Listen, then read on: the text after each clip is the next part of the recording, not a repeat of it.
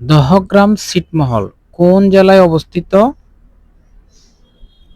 লালমনিরহাট। দক্ষিণ তালপট্টি দ্বীপ কোন নদীর মোহনায় অবস্থিত? হাড়িয়াভাঙ্গা। জাতীয় স্মৃতিসৌধের স্থপতি কে? মাইনুল হোসেন। বাংলাদেশের লোকশিল্প জাদুঘর কোথায় অবস্থিত? সোনারগাঁ।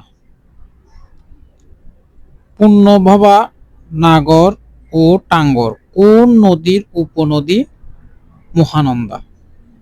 ৭৬-এর মনস্তক নামক ভয়াবহ দুর্ভিক্ষের কত সালে ঘটে? বাংলা ১১৭৬। জমি থেকে খাজনা আদায় আল্লাহর আইনের পরিপন্থী, এটি কার ঘোষণা? দুদু মিয়া।